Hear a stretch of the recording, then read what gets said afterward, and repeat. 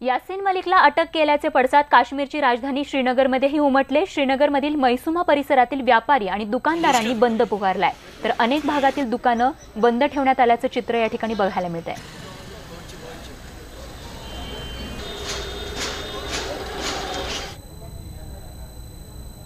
तर निमलष्करी दल आणि काश्मीरी नागरिकांमध्ये अनंतनाग शहरात जोरदार धुमश्चक्री सुरू आहे। या परिसरात तुफान दगडफेक सुरू आहे आणि याच प्रकारची परिस्थिती बांदीपुरा भागातही बघायला मिळते। तर देशभरात काश्मीरी तरुणांवर होत असलेल्या हल्ल्याच्या निषेधार्थ काश्मीरच्या अनेक भागात दगडफेक सुरू आहे। नागरिकांकडून सुरक्षा दलांवर अशा प्रकारे दगडफेक केली जाते, तर या दगडफेक करणाऱ्या जमावाला पांगवण्यासाठी सुरक्षा दलाकडून अश्रुधुराचा वापर करण्यात येतोय।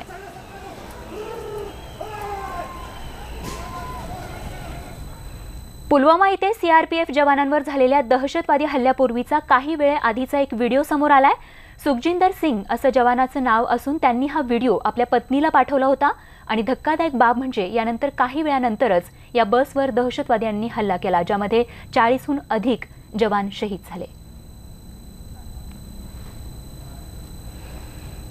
पाकिस्तानने सीमा भागात सैन्य तैनात केल्यानंतर आता भारताने ही तयारी सुरू केली आहे। काश्मीरी सीमा भागात निमलष्करी दलाच्या अतिरिक्त 100 तुकड्या तैनात करण्याचे आदेश देण्यात आलेत।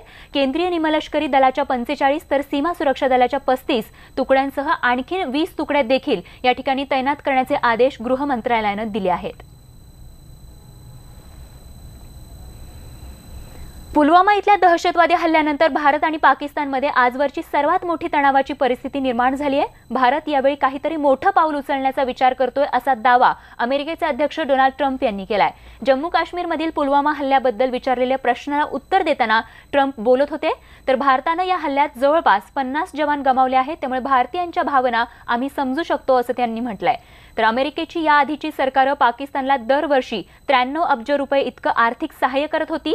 या मदतीचा पाकिस्तान गैरफायदा उचलत होतं, तर आम्हाला अपेक्षित कृती पाकिस्तान करत नसल्यामुळे आमच्या सरकारनं ही मदत बंद करून टाकल्याचं देखील ट्रम्प यांनी यावेळी सांगितलंय।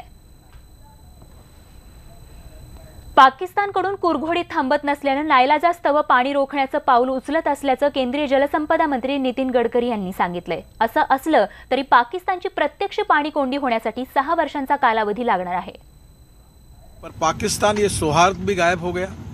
ये हमारे बीच में जिस प्रकार की रिलेशनशिप आज हो रही है, विशेष रूप से आतंकवाद और आतंकवादियों को सपोर्ट करके इस पूरे स्पिरिट को पाकिस्तान ने समाप्त कर दिया है और इसलिए स्वाभाविक रूप से जनता में असंतोष है, क्षोभ है। लोगों ने भी मेरे पास भी मांग की है कि अब इनका एक बूंद भी पानी पाकिस्तान को नहीं देना चाहिए। ये निर्णय करना केवल मेरे डिपार्टमेंट का अधिकार नहीं है, पर इसके बारे में निर्णय भारत सरकार और प्रधानमंत्री और उच्च स्तर पर इसका निर्णय होगा। पर मैंने अपने डिपार्टमेंट को ये कहा है कि पाकिस्तान में उनके अधिकार का भी जो पानी जा रहा था वो कहाँ रोक सकते हैं, उसके डीपीआर बनाकर उसका टेक्निकल डिजाइन तैयार करके तैयारी करो। तर या आधी देखील उरी हल्ल्यानंतरही भारतानं पाकिस्तानचं पाणी तोडण्याचा इशारा दिला होता आणि त्यानंतर तेव्हा खवळलेल्या दहशतवादी हाफिज सईदनं जी भडकाऊ भाषा केली होती, ही भाषा पाहिल्यावर पाकिस्तानसाठी पाणी हा किती मोठा प्रश्न आहे हे तुम्हाला कळेल। पाकिस्तान का पानी रोकेंगे, कश्मीर के अंदर डैम बना के तुम पाकिस्तान के पानी को रोकोगे।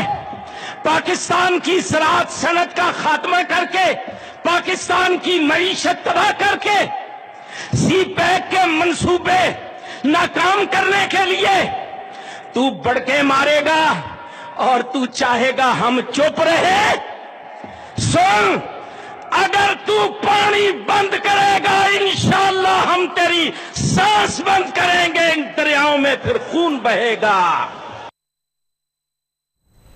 तर पुलवामातील दहशतवादी हल्ल्यानंतर पाकिस्तानसोबत क्रिकेट खेळू नये असं मत व्यक्त करण्यात येत आहे आणि यावरती बोलत असताना भारतीय क्रिकेट संघाचा कर्णधार विराट कोहलीनं सरकार आणि बीसीसीआय यांचा जो निर्णय असेल तो आम्हाला मान्य असल्याचं म्हटलंय। From the Indian team and the whole setup, we're really shocked about what happened and really sad about the incident that happened. Our stand is simple. We stick by what the nation wants to do and what the BCCI decides to do, and that is basically our opinion. Whatever the government and the board decide, eventually we will go by that and we will respect that.